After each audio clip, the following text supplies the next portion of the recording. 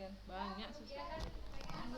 Pun 2 hari ini payah dia, nggak tahu lah kita pening, nggak mau makan pun, sikit aja dia nggak mau makan, teruslah kurus dia, maunya aku kayak gitu ya. Apa ya.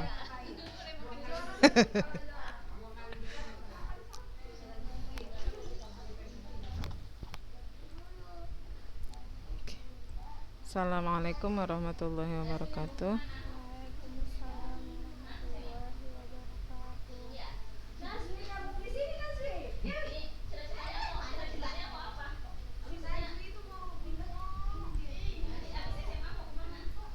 Oke. Bismillah, alhamdulillah, salatu wassalamu ala rasulillah. Maaf ya kak ya, agak lama tadi, agak ada masalah jaringan juga tadi sedikit. Oke, kita minggu lalu sudah membahas soal ya. Minggu lalu kita membahas soal, sekarang kita mau melanjutkan kembali tax recount kita. Tax recount, ya. Jadi before we have talked about personal recount and biographical recount, and there are another kind of recount. We call it as historical recount. Kita bilangnya adalah tax historical atau tax recount yang menceritakan tentang kejadian sejarah. Ya, boleh dicatat. Jadi historical recount adalah teks, nih dia. Ya, kalau ada yang punya buku, berada di halaman 124, 124. Recounts record a series of events in the order in which they occurred. There are several types of recounts. For example, diaries, letters, postcards, journals, autobiographies, and biographies, or anything related to histories. Oke, jadi kalau yang diaries, letters, postcards itu termasuk recount. Tapi yang personal, kemudian ada jurnal juga. Jurnal kita termasuk kemana ya, tergantung jurnalnya. Kemudian autobiographies atau biografi ini termasuk biographical recount. Kemudian related to histories, nah yang berhubungan dengan history, jadi kita tidak bisa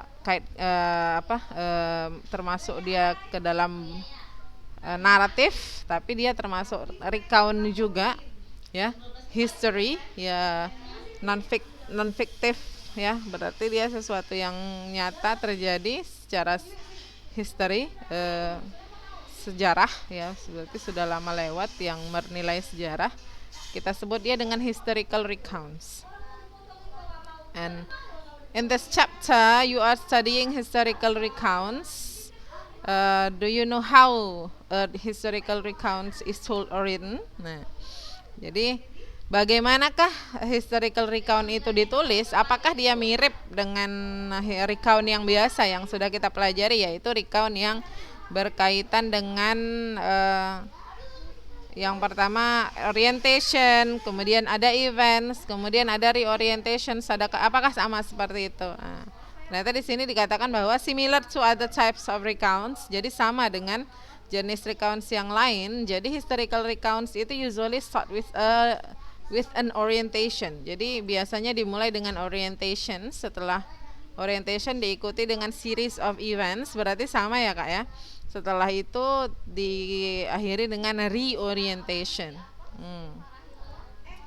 Orientation part include information about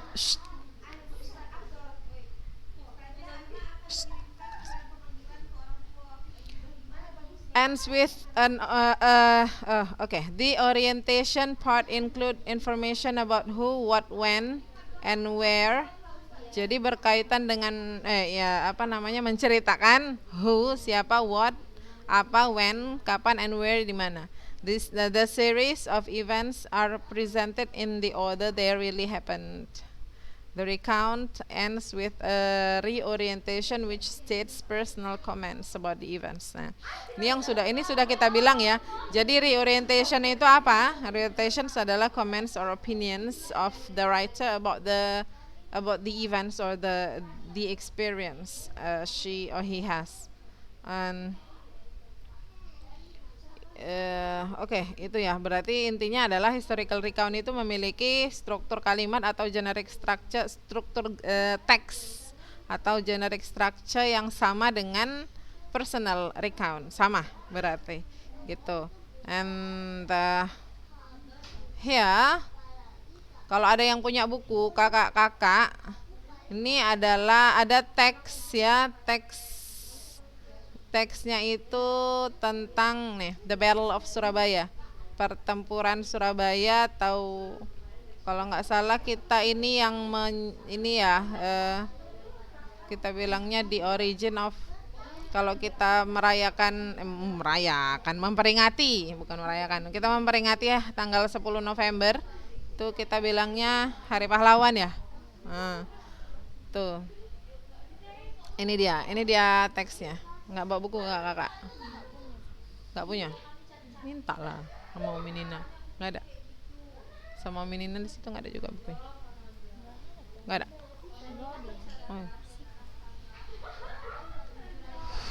Oke, kalau yang ada punya bukunya di rumah, ini dia. Oke, ya. Nanti kalau kalian sudah baca, kan di sini kita nggak ini ya, waktunya nggak cuma 30 menit. Jadi kalau untuk ini kalian bisa baca sendiri, kemudian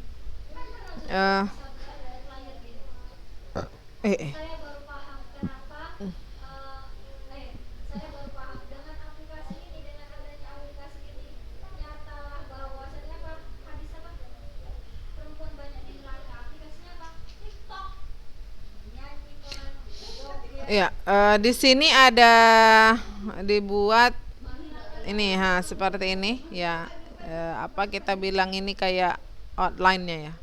Nah, jadi di sini orientation dari teks di atas itu berisi adalah ininya ya, ini kayak kesimpulannya gitu. Jadi ke orientationnya di situ disebutkan the bloody battle took place in 1945 in Surabaya. Kemudian series of eventsnya di sini belum lengkap.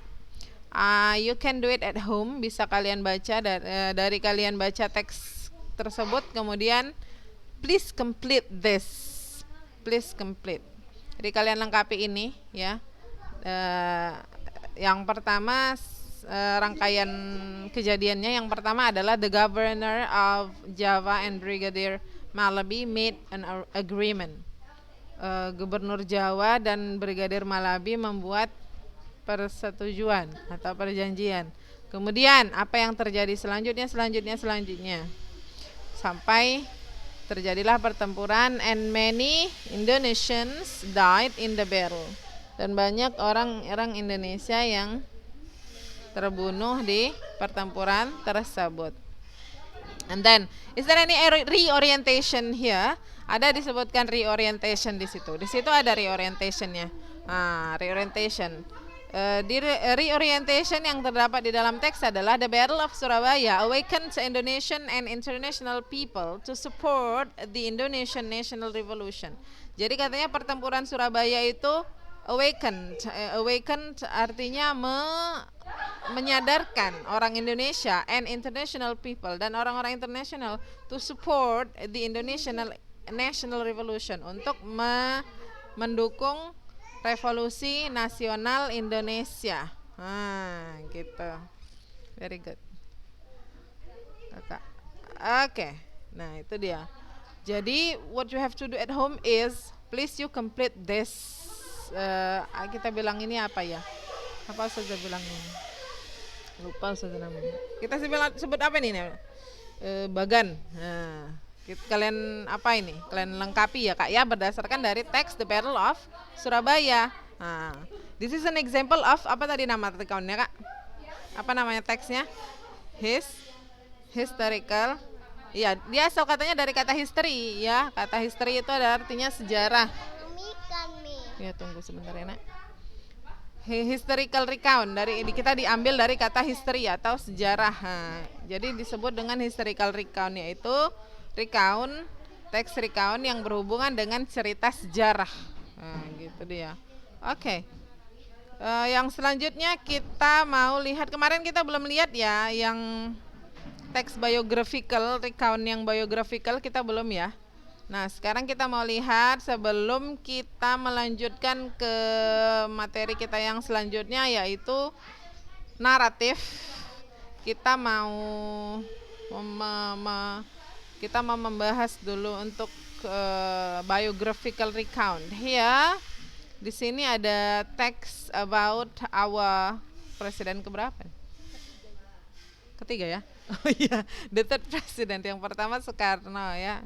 Yang pertama Presiden Soekarno, yang kedua Soeharto, yang ketiga Habibie. Iya, betul. Pinter Kakak. Ya, beliau adalah wakil presiden yang kesekian dan presiden yang ketiga of Republic of Indonesia. Udah barusan aja. Enggak ya? Kok dari teks ini dia masih belum ya, karena terjadinya hanya beberapa tahun yang lalu, if not mistaken. Yeah, this text talks about the life of Baharudin Yusuf Habibie, our third president, presiden ketiga di Republik Indonesia. Di sini kita bisa lihat beberapa informasi tentang beliau ya, dan sama seperti yang tadi, jadi yang saya minta adalah kakak-kakak mengisi short biography of him. Nah, jadi nanti kakak-kakak baca teks 136 ya Kak. Nanti kakak ada e-booknya kan, jadi kak kalau buka dari mana? Kau buka apa? HP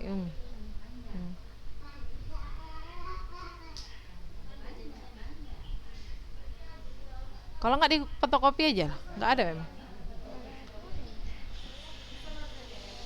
Oh iya ya, kurang buku kalian ya. Cepat-cepat dia dapat. Nggak ada juga. Yang penting-penting pula itu pelajaran UN.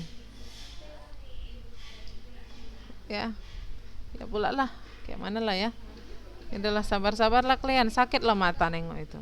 Kalau kalian kopi aja buku kawannya, tinggal setengah semester lagi kan. Oke, jadi ini dia. Atau kita bahas di sini. Ada yang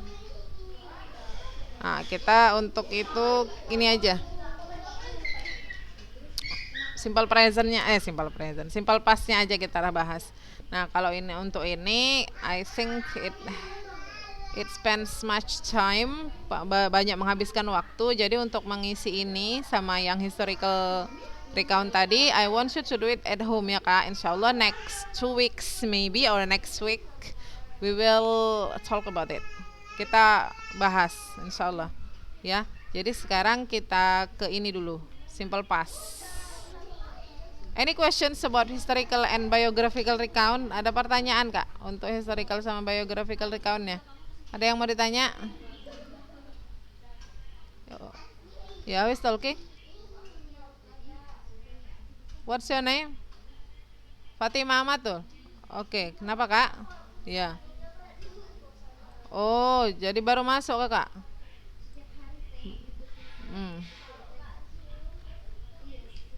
Oh ya, jadi tolong dicatat. Yang pertama apa Kak? Halaman berapa tadi Kak yang kita lengkapi Kak?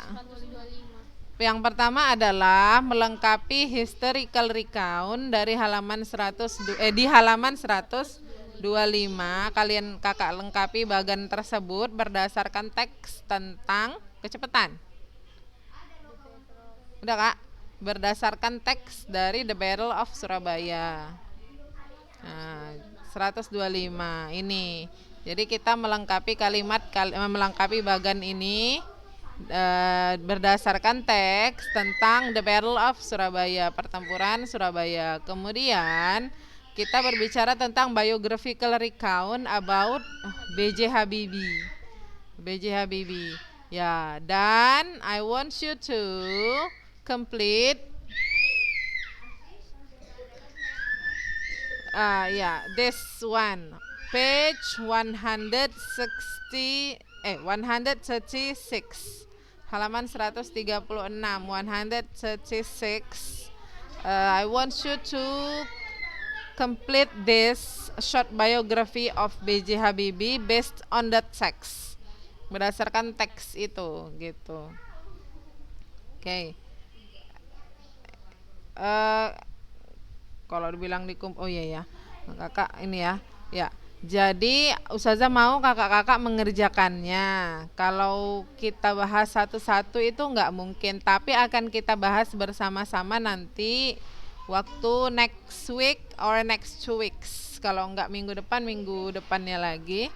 Karena kalau misalnya minggu depan mungkin kita rekaman ya, karena Ustazah ada uzur mau izin. Jadi mungkin kalau enggak Zoom kita berarti Ustazah rekaman gitu. Nah, tapi insya Allah ini juga sih yang kita bahas lah ya. Ya ini juga sih nanti yang kita bahas. Cuman nggak enaknya kita nggak bisa ini ya, nggak bisa discuss. But it's okay lah, kita sesuaikan aja nanti. Itu. Jadi tidak ada kewajiban kalian untuk mengumpul, cuman Ustazah minta kejujuran dan kerajinan kalian di rumah ya kakak-kakak ya, karena kalian seharusnya sudah sangat paham dengan situasi, jadi janganlah Ustazahnya yang aktif segala macam, kalian yang harus ngerti ya.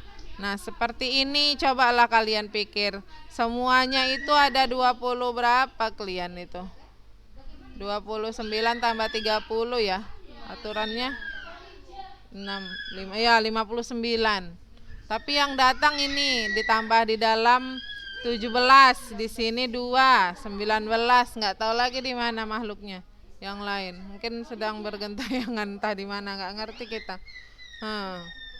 Itu ya Kak ya. Jadi Ustazah minta kakak-kakak lebih rajin lah gitu. Oke. Nah. Ya, ada yang mau ditanya lagi Kak Fatima? Ini bagaimana cara mengisinya? Ini dari teks ya Kak ya, dari teks tentang B.J. Habibie ya. Oke. Sekarang kita mau membahas ini simple past. Kita mengingatkan sedikit. Shhh. Kenapa kita berbicara tentang simple past? Kenapa? Karena simple past dipakai pada text recount. Simple past kita pakai dalam text recount. Nah, gitu. Ya, kalian lihat di dalam teks. Di dalam teks ini, Habibie continued his studies in Jakarta. His parents met while studying in Bogor. Habibie received a degree in engineering in Germany. They had the first son, Ilham Akbar Habibie. Nah, coba kalau ada yang mudeng di sini, from the first kita bilangnya column apa baris ini column ya. The first column and the second column, what is the difference? Apa perbedaannya? Di sini yang ada di italics adalah continued and met. Ini apanya namanya? Continued ini apa namanya? Itu apanya dari kalimat itu kita sebut dia. Ayo. Apanya dari kalimat itu? Ya, lebih spesifik lagi. Apa namanya itu, Kak? Continued. Itu apanya dari, kalau kita dalam satu kalimat ada subjek, predikat, objek. Continued itu apanya? Predicate. Predicate-nya di sini berupa kata verb. Berupa kata Iya, berupa kata kerja atau verb. Nah, verb yang kita gunakan di sini adalah verb Dalam bahasa Inggris gampang aja. Kalau nggak verb 1, verb 2, verb 3, cuman itu aja nya. Jadi simple past yang kita pakai adalah verb 2. Good. Nah, verb 2 ini pun ya, conjugation of verb itu ada 2. Udah kita pelajarin itu. Ya kan? Udah duluan kita pelajarin. Jadi perbedaan yang pertama, the first column and the second column, what is the difference? Apa perbedaannya? Continued dengan mat ini. Continued adalah apa verb namanya? Verb 2 ya. Ada 2 jenis kan? Conjugation of verb, regular dan irregular. Continued adalah regular. Dari mana taunya kalian dia regular verb? Ada idenya. Oke, iya. Continued, met. Received, had. Settled, found. Ya, jadi bagaimana cara kalian membedakannya, apa dia regular dengan irregular? Sekali lagi saya bilang, kalau bahasa Inggris conjugation of verb-nya nggak pakai wazan ya. Beda sama kalian belajar bahasa Arab. Nah, jadi caranya adalah kalian have to memorize, harus menghafal, kemudian sering-sering digunakan, itu aja. Ada, kalau ada kesamaan, ada beberapa yang sama, memang. Cuman itu tidak ada aturan ininya, tidak ada aturan tertentunya untuk ini, tidak ada, gitu kan. Nah, sekarang arise, arose. Nah, ini contoh dari irregular ya. Begin, began, break, broke, built, catch, caught. Ini verb 1, verb 2 aja nih. Verb 1, verb 2, verb 3-nya tidak ada di sini. Ya. Kalau irregular, verb 2 sama verb 3-nya berbeda. Ada yang sama, ada yang beda ya. Break, broke, broken. Speak, spoke, spoken. Nah, agak sama dia memang.